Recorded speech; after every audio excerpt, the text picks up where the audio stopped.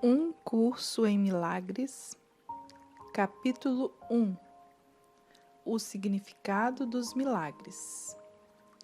Tópico 1. Princípio dos milagres. 1. Não há ordem de dificuldades em milagres. Um não é mais difícil nem maior do que o outro. Todos são o mesmo. Todas as expressões de amor são máximas. 2. Milagres em si não importam. A única coisa que importa é a sua fonte, que está muito além de qualquer avaliação. 3. Milagres ocorrem naturalmente como expressões de amor. O amor que os inspira é o milagre real. Nesse sentido, tudo que vem do amor é um milagre. 4. Todos os milagres significam vida, e Deus é o doador da vida. A sua voz vai dirigir-te de forma muito específica. Tudo o que precisa saber te será dito. 5. Milagres são hábitos e devem ser involuntários. Não deve estar sob controle consciente. Milagres conscientemente selecionados podem ser guiados de forma equivocada. 6. Milagres são naturais. Quando não ocorrem, algo errado aconteceu. 7. Milagres são um direito de todos. Antes, porém, a purificação é necessária. 8. Milagres são curativos porque suprem uma falta. São apresentados por aqueles que temporariamente têm mais para aqueles que temporariamente têm menos. 9. Milagres são uma espécie de troca, como todas as expressões de amor, que são sempre miraculosas no sentido verdadeiro. A troca reverte as leis físicas, trazem mais amor tanto para o doador quanto para aquele que recebe. 10. O uso dos milagres como espetáculos para induzir a crença é uma compreensão equivocada do seu propósito. 11. A oração é o veículo dos milagres. É um meio de comunicação do que foi criado com o Criador.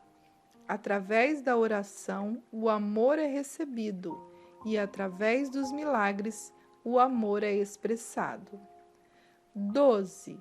Milagres são pensamentos. Pensamentos podem representar o nível mais baixo ou corporal da experiência, ou o nível mais alto ou espiritual da experiência. Um faz o físico e o outro cria o espiritual. 13. Milagres são tanto princípios como fins, e assim alteram a ordem temporal. São sempre afirmações de renascimento que parecem retroceder, mas realmente avançam. Eles desfazem o passado no presente e assim liberam o futuro. 14. Milagres dão testemunho da verdade.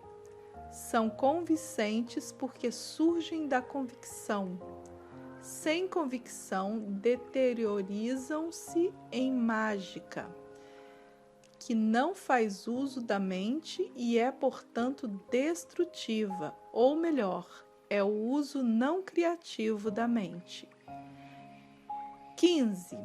Cada dia deve ser devotado aos milagres. O propósito do tempo é fazer com que sejas capaz de aprender como usá-lo construtivamente. É, portanto, um instrumento de ensino e um meio para um fim. O tempo cessará quando não for mais útil para facilitar o aprendizado. 16. Milagres são instrumentos de ensino para demonstrar que dar é tão bem-aventurado quanto receber. Eles simultaneamente aumentam a força do doador e suprem a força de quem recebe. 17. Milagres transcendem o corpo. São passagens súbitas para a invisibilidade, distante do nível corporal. É por isso que curam. 18. Um milagre é um serviço. É o serviço máximo que podes prestar a um outro. É uma forma de amar o teu próximo como a ti mesmo. Reconheces o teu próprio valor e do teu próximo simultaneamente. 19. Milagres fazem com que as mentes sejam uma só em Deus. Eles dependem de cooperação porque a filiação é a soma de tudo que Deus criou. Milagres, portanto, refletem as leis da eternidade, não do tempo. 20. Milagres despertam novamente a consciência de que o espírito, não o corpo, é o altar da verdade. E é esse o reconhecimento que conduz ao poder curativo do milagre. 21. Milagres são sinais naturais de perdão. Através dos milagres, aceitas o perdão de Deus por estendê-lo a outros. 22. Milagres só são associados com o medo devido à crença em que a escuridão possa ocultar. Tu acreditas que aquilo que os seus olhos físicos não podem ver não existe. Isso conduz a uma negação da vida espiritual. 23. Milagres rearranjam a percepção e colocam todos os níveis em perspectiva verdadeira. Isso é cura porque a doença vem da confusão de níveis. 24. Milagres fazem com que sejas capaz de curar os doentes e ressuscitar os mortos, porque tu mesmo fizeste a doença e a morte, e podes, portanto, abolir ambos. Tu és o milagres, capaz de criar como teu Criador. Tudo o mais é o teu próprio pesadelo e não existe. Somente as criações da luz são reais. 25. Milagres são parte de uma cadeia interligada de perdão que, quando completa, é a expiação. A expiação funciona durante todo o tempo e em todas as dimensões do tempo. 26. Milagres representam a libertação do medo. Expiar significa desfazer. Desfazer o medo é uma parte essencial do valor dos milagres na expiação. 27. Um milagre é uma bênção universal de Deus, através de mim, para todos os meus irmãos. O privilégio dos perdoados é perdoar. 28. Milagres são um caminho para ganhar a libertação do medo.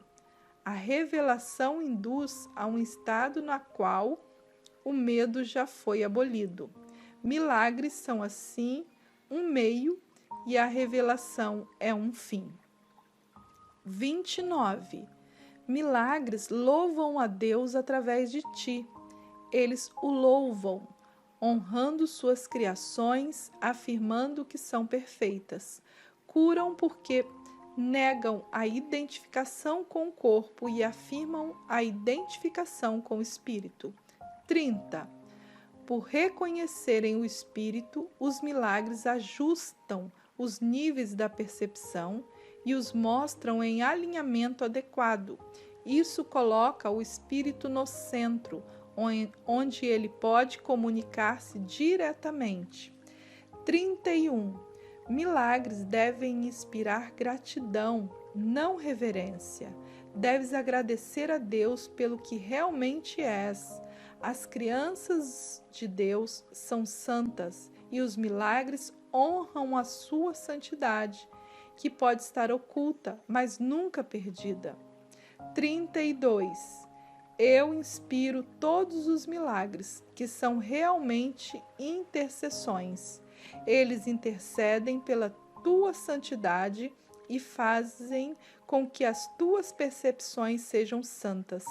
Colocando-te além das leis físicas, eles te erguem à esfera da ordem celestial. Nessa ordem tu és perfeito. 33. Milagres te honram, porque és amável. Eles dissipam ilusões a respeito de ti mesmo e percebem a luz em ti. Assim espiam os teus erros, liberando-te dos teus pesadelos, por liberar a tua mente da prisão das tuas ilusões, restauram a tua sanidade. 34. Milagres restauram a mente à sua plenitude. Por espiar o senso de carência, estabelecem proteção perfeita. A força do Espírito não deixa lugar para intrusões. 35. Milagres são expressões de amor, mas podem não ter sempre efeitos observáveis. 36. Milagres são exemplos de pensamento certo, alinhado às tuas percepções com a verdade tal como Deus a criou. 37. Um milagre é uma correção introduzida por mim num pensamento falso. Age como catalisador, quebrando a percepção errônea e reorganizando-a adequadamente. Isso te coloca sobre o princípio da expiação, onde a percepção é curada. Até que isso tenha ocorrido, o conhecimento da ordem divina é impossível. 38. O Espírito Santo é o mecanismo dos milagres. Ele reconhece tanto as criações de Deus quanto as tuas ilusões. Ele separa o verdadeiro do falso através da sua capacidade de perceber de forma total e não seletiva. 39. O milagre dissolve o erro, porque o Espírito Santo o identifica como falso ou irreal. Isso é o mesmo que dizer que, por perceber a luz, a escuridão automaticamente desaparece. 40. O milagre reconhece todas as pessoas como teu irmão e meu também. É um caminho para se perceber a marca universal de Deus. 41. A integridade é o conteúdo perceptivo dos milagres.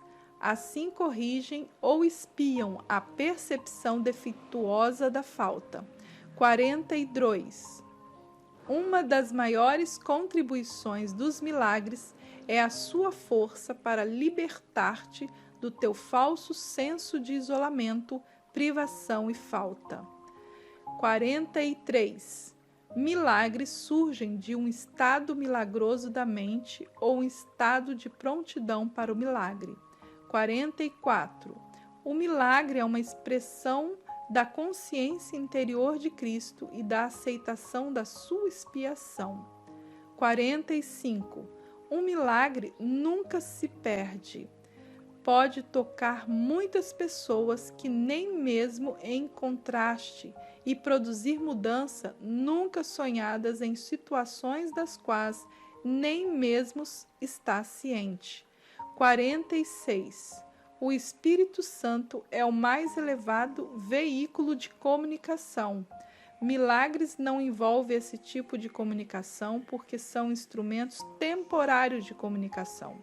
Quando retornas à sua forma original de comunicação com Deus, por revelação direta, a necessidade de milagres acaba.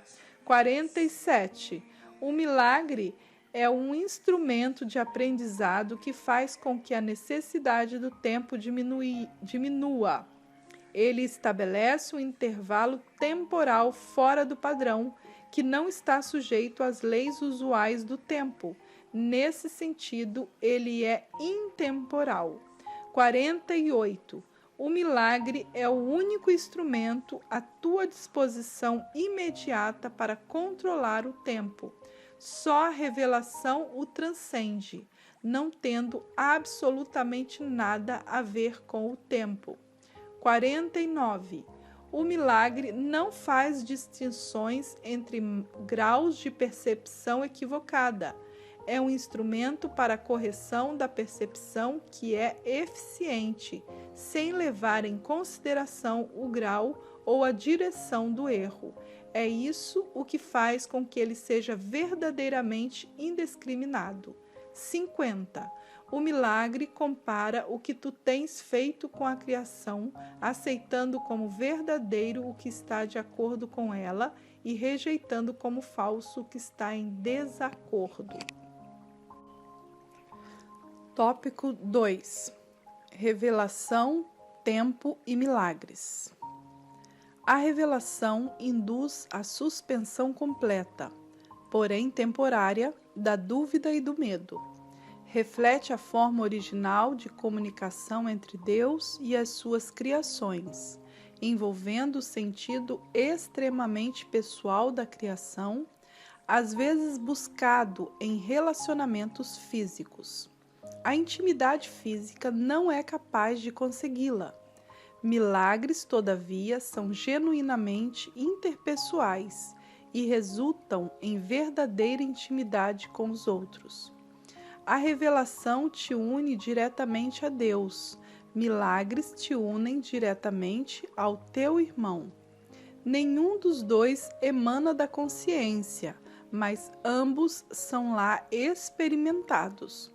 A consciência é o estado que induz a ação, embora não a inspire. Tu és livre para acreditar no que escolheres, e o que fazes atesta o que acreditas. A revelação é intensamente pessoal e não pode ser traduzida de forma significativa. É por isso que qualquer tentativa de descrevê-la com palavras é impossível. A revelação só induz a experiência. Milagres, por outro lado, induzem a ação. Eles são mais úteis agora devido à sua natureza interpessoal. Nessa fase de aprendizado é importante trabalhar com milagres, porque a libertação do medo não pode ser imposta a ti. A revelação é literalmente indizível, porque é uma experiência de amor indizível. A reverência deve ser reservada para a revelação, a qual pode ser aplicada correta e perfeitamente. Ela não é apropriada para milagres, porque o estado de reverência é pleno de adoração, implicando que alguém de ordem menor se encontre diante do seu Criador. Tu és uma criação perfeita e deves experimentar reverência somente na presença do Criador da perfeição. O milagre é, portanto, um sinal de amor entre iguais. Iguais não devem referenciar um ao outro, pois a reverência implica desigualdade. É, portanto, uma reação inadequada a mim. Um irmão mais velho tem direito ao respeito por sua maior experiência e é a obediência por sua maior sabedoria. Ele também tem direito ao amor porque é um irmão, e a devoção só é devotado. É somente a minha devoção que me dá direito à tua. Não há nada em mim que tu não possas atingir. Eu nada tenho que não venha de Deus. A diferença entre nós agora é que eu não tenho nada mais. Isso me deixa em um estado em que em ti é apenas potencial. Ninguém vem ao Pai senão por mim. Não significa que eu seja de qualquer modo separado ou diferente de ti, exceto no tempo. E o tempo realmente não existe. A declaração é mais significativa em termos de um eixo vertical do que horizontal. Tu estás abaixo de mim e eu estou abaixo de Deus. No processo de subida, eu estou mais acima porque sem mim a distância entre Deus e o homem seria grande demais para abrangeres. Eu faço a ponte sobre essa distância como teu irmão mais velho, de um lado, e como um filho de Deus do outro. Minha devoção aos meus irmãos me pôs a cargo da filiação, que eu torno completa porque compartilho. Isso pode parecer contradizer a declaração: eu e meu Pai somos um, mas há dois lados nessa declaração, em reconhecimento de que o Pai é maior. As revelações são indiretamente inspiradas por mim, porque estou perto do Espírito Santo e alerta a prontidão para a revelação dos meus irmãos. Assim eu posso trazer para eles mais do que eles podem atrair para si mesmos. O Espírito Santo medeia a comunicação superior para a inferior, mantendo o canal direto de Deus para ti aberto para a revelação. A revelação não é recíproca, procede de Deus para ti, mas não de ti para Deus. O milagre minimiza a necessidade de tempo. No plano longitudinal ou horizontal, o reconhecimento da igualdade dos membros da filiação parece envolver um tempo quase sem fim. Contudo, o milagre acarreta uma passagem repentina da percepção horizontal para a vertical. Isso introduz um intervalo do qual ambos, tanto o doador como quem recebe, emergem mais adiante do tempo do que teriam estado de outra forma. O milagre tem então a propriedade única de abolir o tempo, na medida em que torna desnecessário o intervalo do tempo que atravessa. Não há relação entre o tempo que leva ao milagre e o tempo que ele cobre. O milagre substitui um aprendizado que poderia ter levado milhares de anos. Faz isso através do reconhecimento subjacente da perfeita igualdade entre quem dá e quem recebe, na qual o milagre se baseia. O milagre encurta o tempo, colapsando-o assim, eliminando certos intervalos dentro dele. Faz isso, porém, dentro de uma sequência temporal mais ampla. Tópico 3. Expiação e milagres. Eu estou a cargo do processo da expiação que empreendi começar. Quando ofereces um milagre a qualquer um dos meus irmãos, tu o fazes para ti mesmo e para mim. A razão pela qual vem antes de mim é que eu não necessito de milagres para minha própria expiação, mas estou no final no caso de falhares temporariamente. A minha parte na expiação é cancelar todos os erros que de outra forma não poderias corrigir. Quando tiveres sido restaurado ao reconhecimento do teu estado original, tu mesmo naturalmente passa a ser parte da expiação. Na medida em que compartilhas a minha recusa em aceitar o erro em ti e nos outros, não podes deixar de unir-te à grande cruzada para corrigi-lo. Escuta a minha voz, aprende a desfazer o erro e age para corrigi-lo. O poder de trabalhar em milagres te pertence. Eu proverei as oportunidades de fazê-los, mas tem que estar pronto e disposto. Fazê-los vai trazer a convicção dessa capacidade, pois a convicção vem através da realização. A capacidade é o potencial, a realização é sua expressão, e a expiação, que é a profissão natural das crianças de Deus, é o propósito. Passará o céu e a terra, significa que não continuarão a existir como estados separados. Minha palavra, que é a ressurreição e a vida, não passará porque a vida é eterna. Tu és o trabalhador de Deus e o seu trabalho é totalmente amável e totalmente amoroso. É assim que um homem tem que pensar a respeito de si mesmo no seu coração, pois é isso que ele é. Os perdoados são o meio da expiação. Sendo plenos de espírito, eles perdoam em retribuição. Aqueles que são liberados têm que se unir na liberação dos seus irmãos, pois esse é o plano da expiação. Milagres são o caminho através do qual as mentes que servem ao Espírito Santo se unem a mim para a salvação ou liberação de todas as crianças de Deus. Eu sou o único que pode apresentar milagres de modo indiscriminado, porque eu sou a expiação. Tu tens um papel na expiação, que eu ditar-te-ei. Pergunta a mim quais os milagres que deve apresentar. Isso te poupa esforço desnecessário, porque estarás agindo sob comunicação direta. A natureza impessoal do milagre é um ingrediente essencial, porque me capacita a dirigir sua aplicação e, sob a minha orientação, os milagres conduzem à experiência altamente pessoal da revelação. Um guia não controla, mas de fato dirige, deixando a ti a decisão de segui-lo. Não nos deixes cair em tentação, significa reconhece os teus erros e escolhe abandoná-los, seguindo a minha orientação.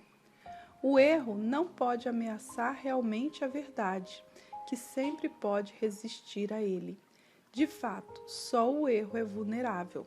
És livre para estabelecer o teu reino onde achares adequado, mas a escolha certa é inaceitável, é inevitável, se te lembrares disto. O Espírito está em estado de graça para sempre. A tua realidade é só o Espírito. Portanto, tu estás em estado de graça para sempre. A expiação desfaz todos os erros nesse sentido. Assim, extirpa a fonte do medo. Todas as vezes que vivencias as garantias de Deus como ameaça, é porque estás defendendo uma lealdade mal colocada ou mal dirigida. Quando projetas isso para os outros, tu os aprisionas, mas só na medida em que reforças erros que já tenham feito. Isso faz com que sejam vulneráveis às distorções de outros, já que a sua própria percepção de si mesmo é distorcida. O trabalhador de milagres só pode abençoá-los, e isso desfaz as suas distorções e os liberta da prisão. Tu respondes ao que percebes, e como percebes, assim te comportarás.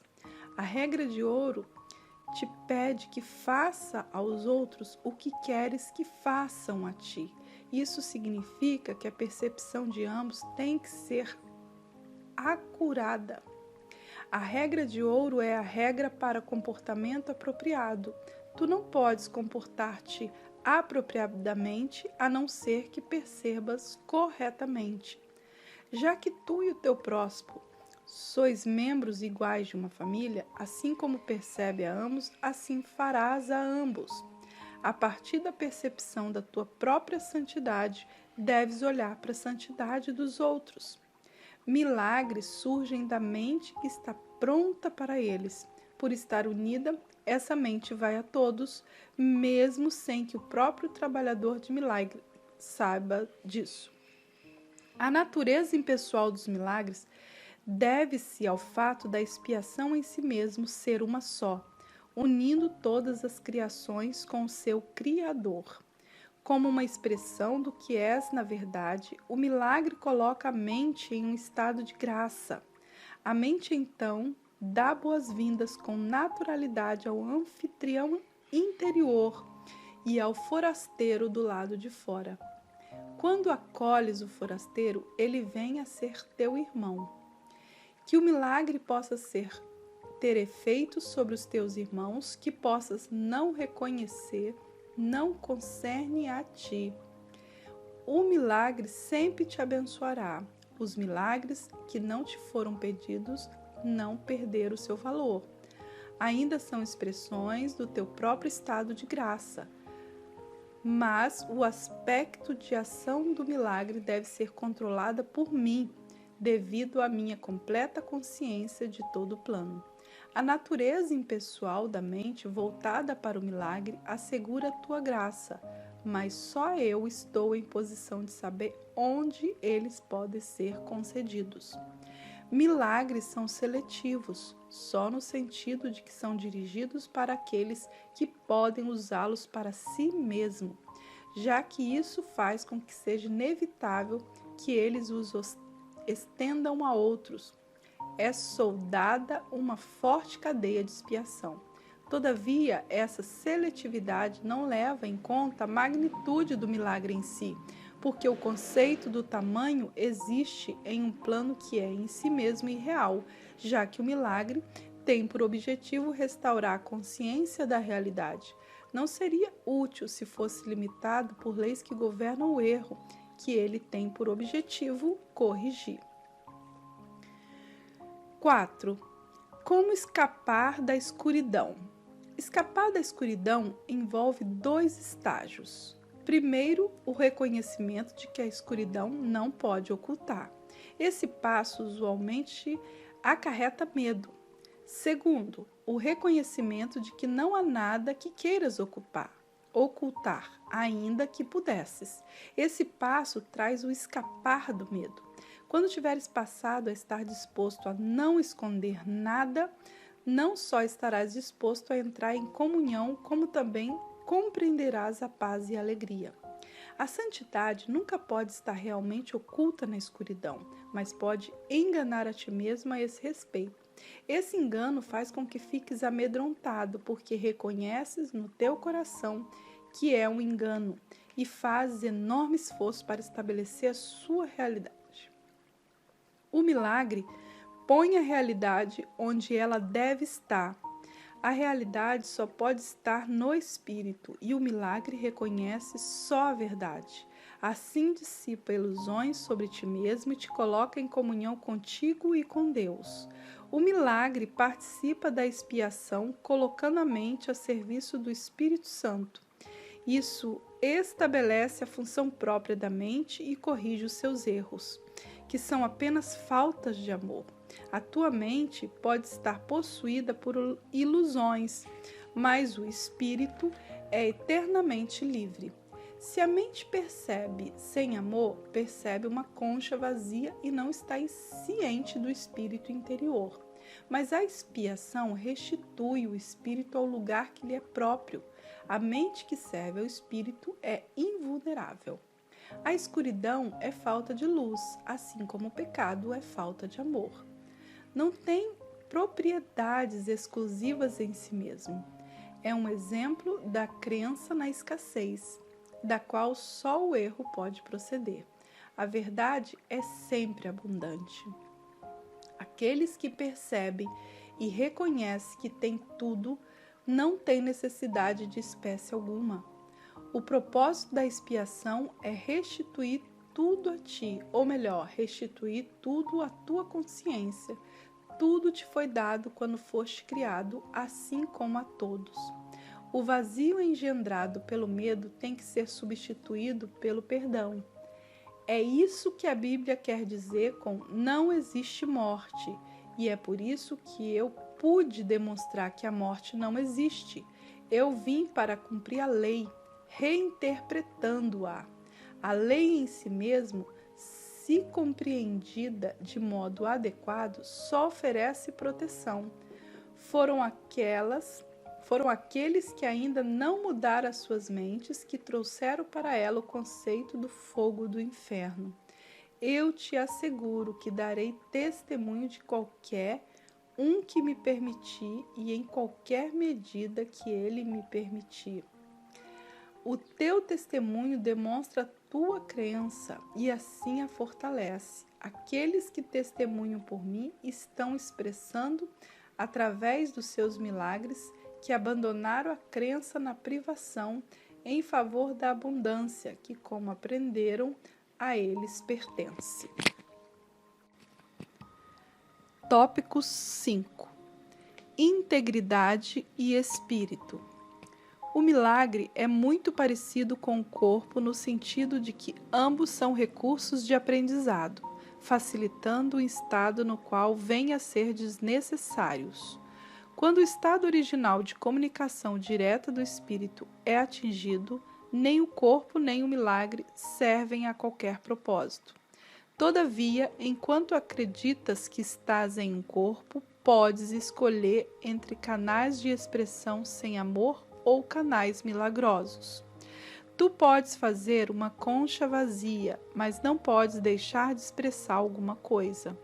Podes esperar, adiar, paralisar a ti mesmo ou reduzir a tua criatividade a quase nada, mas não podes aboli-la. Podes destruir o teu veículo de comunicação, mas não o teu potencial. Não criastes a ti mesmo. A decisão básica daquele que tem a mente voltada para o milagre é não esperar no tempo mais do que o necessário. O tempo pode desperdiçar, assim como ser desperdiçado. O trabalhador de milagres, portanto, aceita com contentamento o fator de controle do tempo. Ele reconhece que cada colapso de tempo traz a todos para mais perto da liberação final do tempo, na qual o Filho e o Pai são um. Igualdade não implica igualdade agora. Quando todos reconhecem que têm tudo, contribuições individuais à filiação já não serão mais necessárias. Quando a expiação tiver sido completada, todos os talentos serão compartilhados por todos os filhos de Deus. Deus não é parcial. Todas as suas crianças têm seu amor total e todas as suas dádivas são dadas livremente a todas por igual. Se não vos tornardes como as criancinhas, significa que a menos que reconheças plenamente a tua completa dependência de Deus, não podes conhecer o poder real do Filho em seu verdadeiro relacionamento com o Pai. O especialismo dos filhos de Deus não brota da exclusão, mas da inclusão. Todos os meus irmãos são especiais. Se acreditam que são privados de alguma coisa, sua percepção vem a ser distorcida. Quando isso ocorre, toda a família de Deus ou a filiação tem seus relacionamentos prejudicados. Em última instância, cada membro da família de Deus tem que retornar. O milagre chama cada um a voltar porque o abençoa e o honra, mesmo que ele possa estar ausente em espírito. De Deus não se zomba, não é uma ameaça, mas uma garantia. Ter-se-ia zombado de Deus caso faltasse santidade a qualquer uma das suas criações. A criação é íntegra e a marca da integridade é a santidade. Milagres são afirmações da filiação, que é um estado de completeza e abundância. Qualquer coisa que seja verdadeira é eterna e não pode mudar nem ser mudada. O espírito é, portanto, inalterável, porque já é perfeito. Mas a mente pode eleger o que escolhe servir. O único limite imposto à sua escolha é que não pode servir a dois senhores. Se escolhe fazer as coisas desse modo, a mente pode vir a ser o veículo pelo qual o Espírito Santo cria segundo a linha da sua própria criação. Se não escolhe livremente fazer assim, retém seu potencial criativo, mas coloca-se sob um controle tirânico, em vez de controle da autoridade. Como resultado, ela aprisiona, pois tais são os ditames dos tiranos. Mudar a tua mente significa colocá-la à disposição da verdadeira autoridade. O milagre é um sinal de que a mente escolheu ser guiada por mim, a serviço de Cristo. A abundância de Cristo é o resultado natural da escolha de segui-lo. Todas as raízes superficiais têm que ser arrancadas, pois não são suficientemente profundas para sustentar-te. A ilusão de que raízes superficiais podem ser aprofundadas e assim te servir de apoio é uma das distorções em que se baseia o reverso da regra de ouro. À medida que se desiste dessas fundações falsas, o equilíbrio é temporariamente experimentado como instável. Contudo, nada é menos estável do que uma orientação invertida, de cabeça para baixo, e nada que a mantenha invertida pode conduzir a uma estabilidade crescente.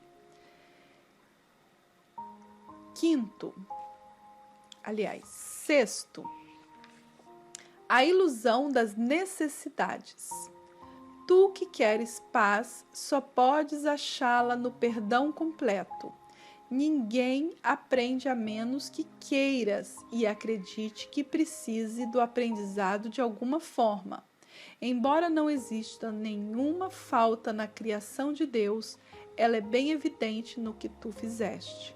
De fato, essa é a diferença essencial entre um e outro. Falta implica em que estarias melhor se estivesse em um estado de algum modo diferente daquele que estás. Até a separação, que é o significado da queda, nada estava faltando. Não existe quaisquer necessidades. Necessidades só surgem quando tu te privas. Ages de acordo com a ordem particular de necessidades que estabeleces. Isso, por sua vez, depende da sua percepção do que tu és. O senso de separação de Deus é a única falta que realmente precisas corrigir. Que senso de separação? Esse senso de separação nunca teria surgido se não tivesses distorcido a sua percepção da verdade e assim percebido a ti mesmo como se algo estivesse te faltando. A ideia de ordem, de necessidade, surgiu porque, tendo feito esse erro fundamental, já tinhas te fragmentado em níveis com diferentes necessidades. À medida que te integras, vem a ser uno e as tuas necessidades, consequentemente, vêm a ser uma só. Necessidades unificadas conduzem à ação unificada, porque isso produz uma ausência de conflitos. A ideia de ordem de necessidades que decorre do erro original, segundo a qual alguém pode ser separado de Deus, requer correção no seu próprio nível antes que o erro de perceber níveis possa ser de alguma forma corrigido. Tu não podes comportar-te de maneira eficaz enquanto funcionares em níveis diferentes. Todavia, enquanto fazes, a correção tem que ser introduzida verticalmente, de baixo para cima. Isso é assim porque pensas que vives no espaço, onde conceitos tais como para cima e para baixo são significativos. Em última instância, o espaço é tão sem significado quanto o tempo. Ambos são meramente crenças. O propósito real desse mundo é ser usado para corrigir a tua descrença. Tu nunca podes controlar os efeitos do medo por ti mesmo, porque fizeste o medo e acredita no que fizeste. Em atitude, então, embora não no conteúdo, te assemelhas ao teu Criador, que tem fé perfeita em suas criações porque Ele as criou. A crença produz a aceitação da existência. É por isso que tu podes acreditar em algo que ninguém mais pensa que é verdadeiro. É verdadeiro para ti porque foi feito por ti. Todos os aspectos do medo são inverídicos porque não existe no nível criativo e, portanto, absolutamente não existem. Qualquer que seja a extensão da tua disponibilidade para submeter as tuas crenças a esse teste, essa mesma extensão, as tuas percepções são corrigidas. Para separar o falso do verdadeiro, o milagre procede nessas linhas. O amor perfeito exclui o medo. Se o medo existe, então não há amor perfeito. Mas só o amor perfeito existe Se há medo, ele produz um estado que não existe. Acredita nisso e tu serás livres. Só Deus pode estabelecer essa solução. Essa fé é seu dom. 7º, distorções dos impulsos para o milagre. As tuas percepções distorcidas produzem uma cobertura densa sobre os impulsos para os milagres, fazendo com que seja difícil para eles alcançarem a tua própria consciência. A confusão entre impulsos milagrosos e impulsos físicos é uma das maiores distorções da percepção. Os impulsos físicos são impulsos milagrosos, dirigidos equivocadamente. Todo prazer real vem de se fazer a vontade de Deus. Isso é assim porque não fazê-la é uma negação do ser. A negação do ser resulta em ilusões, enquanto a correção do erro traz a liberação disso. Não enganes a ti mesmo, acreditando que pode te relacionar em paz com Deus ou com teus irmãos através de qualquer coisa externa. Criança de Deus, tu foste criada para criar o que é bom, o que é belo e o que é santo. Não esqueças disso. Por pouco tempo, o amor de Deus ainda tem que ser expresso através de um corpo para outro, porque a visão ainda é tão tênue. A melhor forma de usar o teu corpo é utilizá-lo para te ajudar a ampliar a tua percepção de modo que possas conseguir a visão real, da qual o olho físico é incapaz. Aprender a fazer isso é a única utilidade verdadeira do corpo. A fantasia é uma forma distorcida da visão. Quaisquer tipo de fantasia são distorções, porque sempre envolvem a torção da percepção em irrealidade. Ações que brotam de distorções são literalmente as reações daqueles que não sabem o que fazem. A fantasia é uma tentativa de controlar a realidade de acordo com as necessidades falsas. Torce a realidade em qualquer sentido e estás percebendo de maneira destrutiva. Fantasias são um meio de fazer associações falsas e tentar obter prazer através delas. Mas, embora possa perceber associações falsas, jamais podes fazer com que sejam reais, exceto para ti mesmo. Tu acreditas no que fazes. Se ofereceres milagres, serás igualmente forte na tua crença neles. A força da tua convicção sustentará então a crença de quem recebe o milagre. Fantasias vêm a ser totalmente desnecessárias à medida que a natureza inteiramente satisfatória da realidade vem a ser aparente tanto para quem dá como para quem recebe. A realidade é perdida através da usurpação que produz tirania. Enquanto restar um único escravo andando na terra, a tua liberação não é completa. A restauração completa da filiação é a única meta daquele que tem a mente voltada para o milagre. Esse é um curso de treinamento da mente. Todo aprendizado envolve atenção e estudo em algum nível. Algumas partes posteriores do curso se baseiam tanto nestas sessões iniciais que elas requerem um estudo feito com cuidado. Tu também necessitarás delas para a preparação. Sem isso, pode ficar temeroso demais com o que virá para usar o curso construtivamente. Contudo, à medida que fores estudando essas partes iniciais, começarás a ver algumas das implicações que serão ampliadas posteriormente.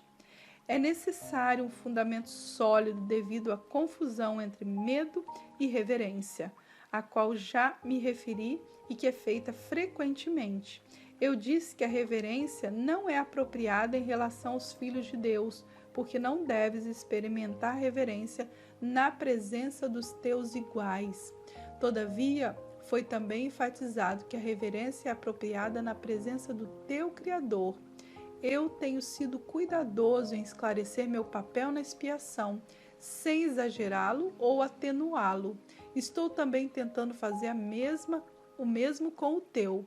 Tenho salientado que a reverência não é uma reação apropriada a mim devido à nossa igualdade inerente. Alguns dos passos que vêm mais tarde nesse curso, no entanto, envolve uma aproximação mais direta com o próprio Deus. Não seria prudente iniciar esses passos sem uma preparação cuidadosa, ou a reverência será confundida com medo, e a experiência será mais traumática do que beatífica. No fim, a cura é de Deus. Os meios te estão sendo cuidadosamente explicados. A revelação pode ocasionalmente te revelar o fim, mas para alcançá-lo, os meios são necessários.